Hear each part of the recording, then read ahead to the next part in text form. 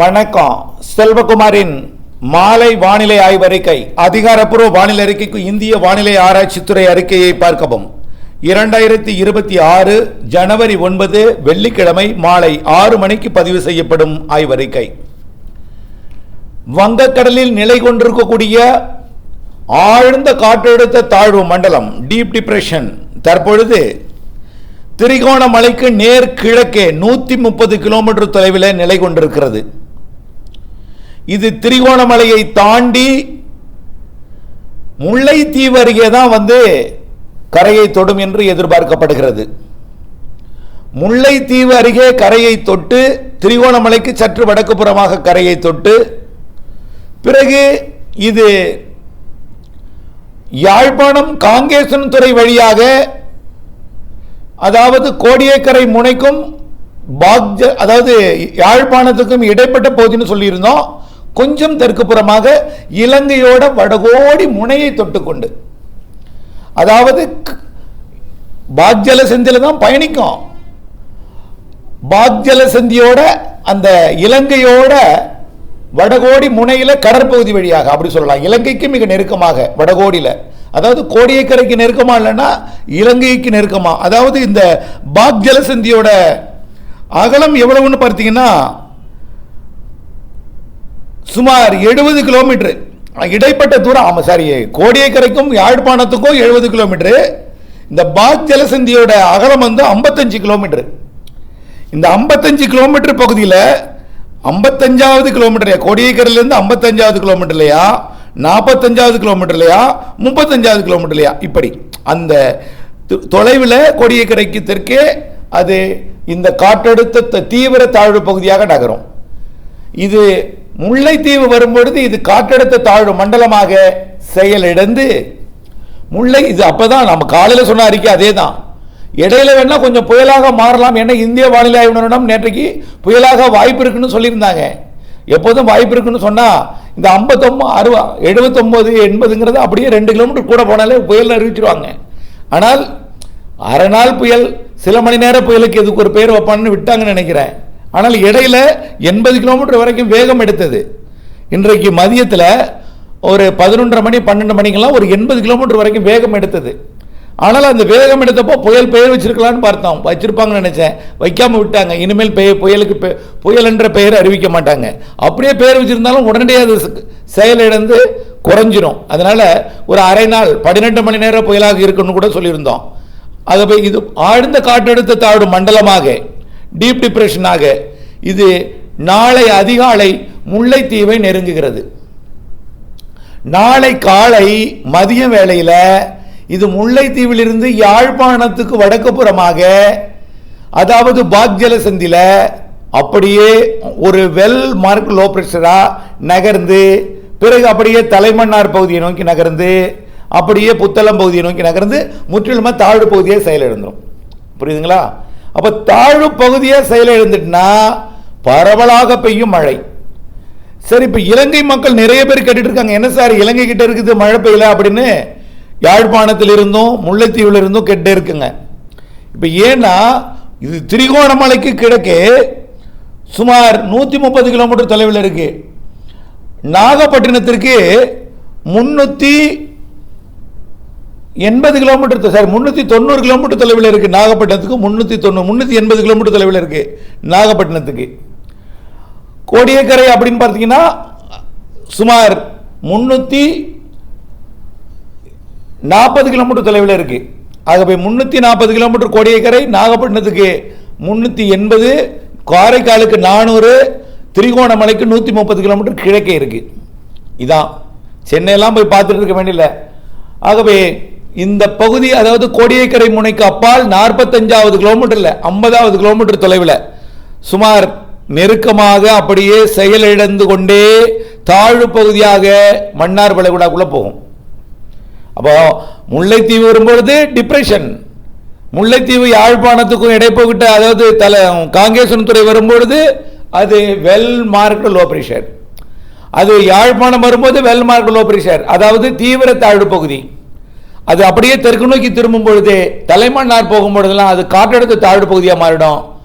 அது தலைமன்னார் தாண்டி மன்னார் வளைகுடா போகும்பொழுது ஒரு தாழ்வு பகுதியாகவே பரவலாகிவிடும்.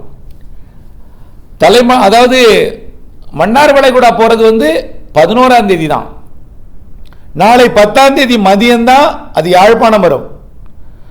10ஆம் தேதி மாலை தான் யாழ்ப்பாணத்தை விட்டு தெற்கே நகரும். 11ஆம் தேதி தான் அது மன்னார் வளைகுடா போகும். 12ஆம் தேதி மீண்டும் ஒரு பிக்கப் ஆகும் பொழுது 12ஆம் தேதி பலத்த மழை பெய்யும். சரி, இப்போ மழைப்பிடிப்பு எப்படி அமையும் என்பதை பார்த்துருவோம். இப்போ இலங்கையில் ஏன் மழை இல்லைன்னா நெருங்க தான் மழை பெய்யும். இது முல்லைத்தீவை தொடும் பொழுது இன்றைக்கு நள்ளிரவு நாளை அதிகாலை மிக கன மழைப்பிடிப்பு பெய்யும். வடக்கு மாகாணங்கள் கிழக்கு மாகாணங்கள் இல்ல, திரிகோணமலையே மழை பெய்யாது. இப்போ மழை பெய்யும், இந்த சிஸ்டம் மழைப்பிடிப்பு கொடுக்கும். ஆனால் இந்த செயலெடுக்கும் பொழுது மழைப்பிடிப்பு கொடுக்கும். செயலிழந்து இலங்கையை விட்டு கொஞ்சம் விலகி போகணும். செயலிழந்து இலங்கை மேல நிற்கிறதுனால அது குறைந்த அழுத்த பகுதியாக இருக்கும். புரியுதுங்களா? செயலிழந்து இது விலகி போனதுக்கு அப்புறம் தான் இலங்கைக்கு மழை பெய்யும். இருந்தாலும் இது இலங்கை நெருங்க முல்லைத்தீவு மழை தொடக்கம் மிக கன மழைப்பிடிப்பாக மாறும். காங்கேசனுத்துறை மிக கன மழைப்பிடிப்பு காற்றுடன் கொடுக்கும். காற்றுனா ரொம்ப பெருசு கிடையாது, 65 கிலோமீட்டர் வேக காற்று தான். பயப்படாதீங்க, 65 55 65 கிலோமீட்டர் அவ்வளவுதான். அதுக்கு அடுத்தபடியா பார்த்தீங்கன்னா அப்படியே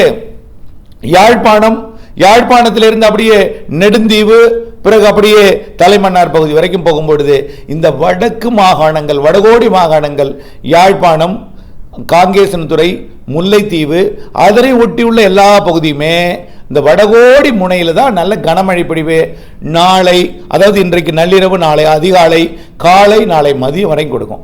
பெரும்பாலும் அந்த இடத்துல பெய்கிற மழை இன்றைக்கு நள்ளிரவு, நாளை அதிகாலை தான். காலை அப்படி யாழ்ப்பாணம் போனதுக்கு அப்புறம் கொஞ்சம் மழை குறையும். எங்க பெய்யும்னா தமிழ்நாட்டில் பெய்ய ஆரம்பிச்சிடும். தமிழ்நாட்டிலையும் குறிப்பாக டெல்டா மாவட்டங்கள் முதல் ராமநாதபுரம் மாவட்டத்திலிருந்து, ஏன்னா அப்படியே மேற்கு பக்கம் வரும்பொழுது ராமநாதபுரம் இன்றைக்கு நள்ளிரவுக்கு பிறகு நாளை அதிகாலையில், இன்றைக்கு நள்ளிரவே மழை தொடங்கிடும். வேதாரண்யம்லாம் இன்றைக்கு நள்ளிரவு, அதாவது நாகப்பட்டினம், காரைக்கால், மயிலாடுதுறை மாவட்டம்லாம் இன்றைக்கு நள்ளிரவு மழை பொழிவை தொடக்கிறோம். அப்படியே கடலூர் மற்றும் புதுச்சேரி, விழுப்புரம், அப்படியே சென்னை, திருவள்ளூர்லாம் நள்ளிரவுக்கு பிறகு நாளை அதிகாலை மழை பொழிவை தொடக்கிறோம். அப்பவே புதுக்கோட்டை, ராமநாதபுரம் மாவட்டத்துக்கும் மழை பொழிவை தொடக்கிறோம். நாளை காலைக்குள் ராமநாதபுரம், புதுக்கோட்டை மற்றும் தஞ்சாவூர், திருவாரூர், நாகப்பட்டினம், காரைக்கால், மயிலாடுதுறை, அரியலூர், கடலூர், புதுச்சேரி மற்றும் விழுப்புரம் இந்த பகுதிக்கெல்லாம் கனமழை பிடிப்பை கொடுக்க ஆரம்பிச்சிடும் நாளை அதிகாலை, காலை. நாளை மதியத்திற்குள்ள சென்னை, செங்கல்பட்டு, திருவள்ளூர், ராணிப்பேட்டை, காஞ்சிபுரம் இந்த மாவட்டங்களுக்கெல்லாம் மழை பிடிப்பை கொடுக்க தொடங்கினோம். நாளை மதியம் மாலையெல்லாம் பலத்த மழை டெல்டாவில் இருக்கும். எப்போ மழைப்பொழிவு தொடங்குதோ அதிலிருந்து மழையா தான் இருக்கும். உச்சபட்ச மழைப்பொழிவு யாழ்ப்பாணத்தில் இருக்கும் பொழுது நாளை மதியம் தான் உச்சபட்ச மழைப்பொழிவு ராமநாதபுரம், புதுக்கோட்டை, தஞ்சாவூர், திருவாரூர், நாகப்பட்டினம், காரைக்கால், மயிலாடுதுறை, அரியலூர் மற்றும் கடலூர் மாவட்டங்களில் உச்சபட்ச மழைப்பொழிவை கொடுக்கும். நாளை காலை விட மதியம் அதிகரிக்கும் மழை, மதியம் விட மதியத்திலையும் 12 மணிலிருந்து 4:30 மணி வரைக்கும் உச்சபட்ச மழை பொழிவாக இருக்கும். பிறகு உள்ளே தொடங்கிடும். எப்போ? நாளை 10ஆம் தேதி சனிக்கிழமை உள்ள தொடங்கிடும். அப்படியே திருச்சி, அப்படியே புதுக்கோட்டை மாவட்டத்தின் உள்பகுதி, சிவகங்கை மாவட்ட பகுதி, அப்புறம் அப்படியே பெரம்பலூர் மாவட்ட பகுதி, கடலூர் உள்பகுதி, அப்புறம் அப்படியே திருவண்ணாமலை பகுதி, கள்ளக்குறிச்சி மாவட்டத்தோட பகுதி, அப்புறம் விழுப்புரம் உள்பகுதி, அப்புறம் திருப்பத்தூர், வேலூர், ராணிப்பேட்டை மாவட்டம் தொடங்கிடும். ஒரு படம் இருப்பமா இருக்கும், ப்ளூ கலர்ல ஒரு படம் இருக்கும். அது இன்றைக்கு மழை எங்கே அப்படின்னு போட்டிருக்கோம். முதல்ல இன்றைக்கு நள்ளிரவுக்கு முன் மழை எங்க போட்டிருக்கோம்? கடலோரம் மட்டும் போட்டிருக்கோம். நாளை அதிகாலை எங்க போட்டிருக்கோம்? நாளை அதிகாலைக்கு டெல்டா மாவட்டத்திலிருந்து வடகடலோரம் வரைக்கும், அதுல குறிப்பா டெல்டா மாவட்டங்களுக்கெல்லாம் நிறைய மழைப்பிடி போட்டிருக்கோம். நாளை மறுநாள் எங்க இருக்குது? ஞாயிற்றுக்கிழமை கர்நாடக எல்லையோர மாவட்டங்கள், ஆந்திர எல்லையோர மாவட்டங்கள், கர்நாடகா, ஆந்திரா, தமிழ்நாட்டோட வட உள் மாவட்ட பகுதிகள்லாம் நிறைய மழைப்பிடிப்பு ஞாயிற்றுக்கிழமை. திங்கக்கிழமை ஒட்டுமொத்த தமிழ்நாட்டுக்கும் திங்கக்கிழமை பலத்த மழை இருக்கு. திங்கக்கிழமை அதாவது 10ஆம் தேதி சனிக்கிழமை அனைத்து வடகடலோரம், டெல்டா உள் மாவட்டங்கள் கொஞ்சம் உள்ளே, 11ஆம் தேதி கர்நாடக எல்லையோர, ஆந்திர எல்லையோர, தெற்கு கர்நாடகா, ஆந்திரா, வட உள் மாவட்டங்கள், வடகடலோரம், டெல்டா. 12ஆம் தேதி ஒட்டுமொத்த தமிழ்நாடு திங்கக்கிழமை, ஒட்டுமொத்த தமிழ்நாட்டுக்கு எல்லா மாவட்டங்களும் கொடுக்கும்.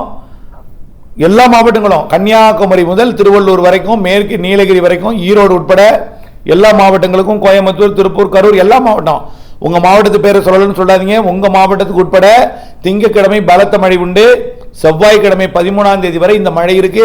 13ஆம் தேதி தென் மாவட்ட, மேற்கு தொடர்ச்சி மலை தென் மாவட்டங்களுக்கு அதிகமாக இருக்கும். அப்போ மேற்கு தொடர்ச்சி மலை மாவட்டங்களுக்கு எப்போ நாளை மாலையிலிருந்து தொடங்கும். ஞாயிறும் திங்களும் தான் மேற்கு தொடர்ச்சி மலை மாவட்டங்கள், அனைத்து மாவட்டங்கள் பெரும்பாலும் 11, 12 பெரும்பாலான மாவட்டங்கள், 12 தான் நிறைய மாவட்டங்கள், அனைத்து மாவட்டங்கள். கண்டிப்பாக இது வரலாறு படைக்கும். என்ன சார் வரலாறு படைக்கும்னா ஜனவரி மழை வரலாறு படைக்கும். வரலாறு படைக்கும்னா பருவமழையில் உள்ள பெய்கிற அளவுக்கு இல்லை. ஆனால் அச்சுறுத்து மழை தாங்க. சில இடங்கள்லாம் பலத்த மழை இருக்கு, 25-30 சென்டிமீட்டர்லாம் சில இடங்களில் பெய்வதற்கு வாய்ப்பு இருக்கு, இல்லைன்னு சொல்றதுக்கு இல்லை. சில இடங்களில் 25-30 சென்டிமீட்டர் பெய்யலாம். மொத்தம் 4 நாள் மழையே சேர்த்தா கூட கிட்டத்தட்ட ஏகப்பட்ட மழை வந்துடும். ஆகவே நீங்கள் கொஞ்சம் அச்சுறுத்து மழையாகத்தான் தெரிகிறது. ராமநாதபுரம், புதுக்கோட்டை, தஞ்சாவூர், திருவாரூர், நாகப்பட்டினம், காரைக்கால், மயிலாடுதுறை மற்றும் அரியலூர், கடலூர், இங்கெல்லாம் குறிப்பாக அதுலேயும் நாகப்பட்டினம், மயிலாடுதுறை, காரைக்கால், திருவாரூர் மற்றும் தஞ்சாவூர் வடக்கு பகுதியெல்லாம் எல்லாமே, அரியலூர் மற்றும் கடலூர் இதெல்லாம் கொஞ்சம் அதிகமாக இருக்கு.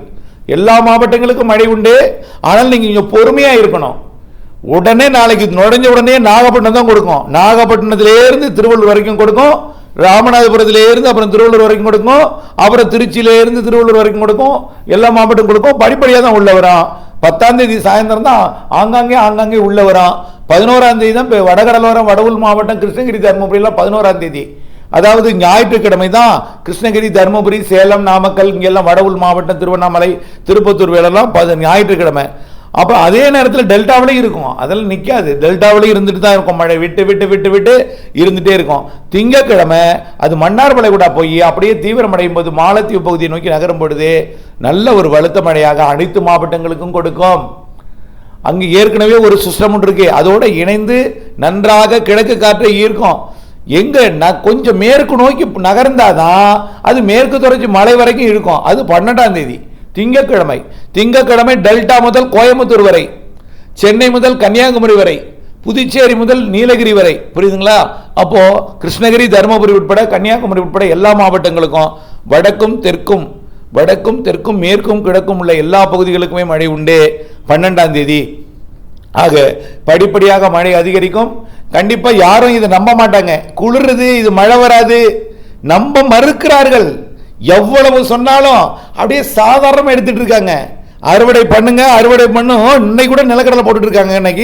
இன்றைக்கு கூட பார்த்தேன், நிலக்கடலை போட்டுட்டு இருக்காங்க. நிலக்கடலை விதைப்பு செய்து கொண்டிருக்கார்கள். டிராக்டர் உழுதுட்டு இருக்கு, பின்னாடி போட்டுட்டே இருக்காங்க. ஆகவே நிலக்கடலை விதைப்பு நடந்துட்டு இருக்கு. நாம எதுவும் சொல்ல முடியல. விவசாயிகளோட முதலீடு பணம்னா ஒரு சாதாரணமாக இருக்கு. நாளை பாருங்க, அவங்க வேதனைப்படுவாங்க. வேதனைப்பட்டு நஷ்டம் ஏற்பட்டினாலும், இந்த பனிக்கு பிறகு மழை பெய்தாலும், பனிப்பொழிவு மழைப்பொழிவு வந்தாலும், ஜனவரியில் பொங்கலுக்கு முன்னாடியோ கனமழை இருக்கு, வலுவான நிகழ்வு இருக்குன்னு 1000 முறை சொன்னாலும் வர்ற வரைக்கும் நம்ப மாட்டாங்க. வந்து பனி பெய்தாலும் மழை பெறும்னு அது அந்த பாடத்தை கற்றுட்டாலும் அடுத்த வருஷம் மறந்துடுவாங்க. கடந்த டிசம்பர் மாதம் 16, 17ஆம் தேதி, 18ஆம் தேதி கனமழை பெய்தது. அதுக்கு முன்னாடி நடுக்கம் குளிருங்க, சும்மா நடுக்கல, நடுக்கியது, கை காலெல்லாம் உதறியது. அந்த கடந்த டிசம்பர் மாதம் 14, 15 எல்லாம் 16, 17 நடுக்கம் போய் மழை கொட்டியது. ஏன் நீலகிரி மாவட்டத்தில் கடந்த 31ஆம் தேதிக்கு முன்னாடி உறைபனி, 31 1ஆம் தேதி 24 சென்டிமீட்டர் மழை. கன்னியாகுமரி, திருநெல்வேலி, தேனி எல்லாம் நிறைய மழை பெய்தது.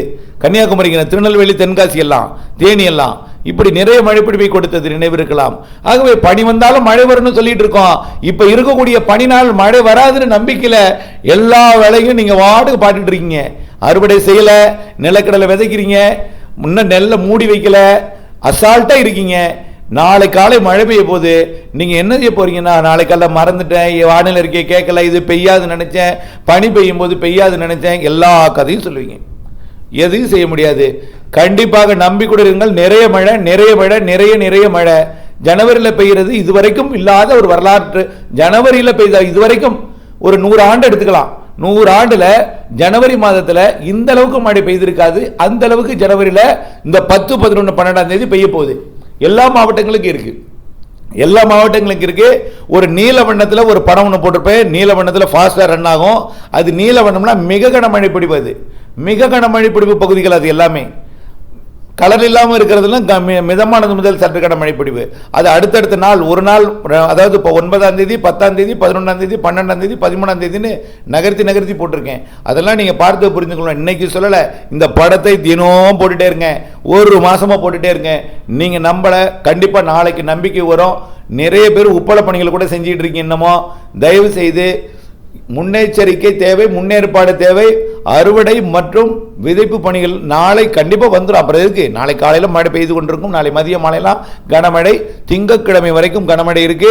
செவ்வாய்க்கிழமை தென் மாவட்டங்கள் கொஞ்சம் தீவிரம் குறைந்து புதன்கிழமை விலகிடும். பொங்கலுக்கு மழை இல்லை.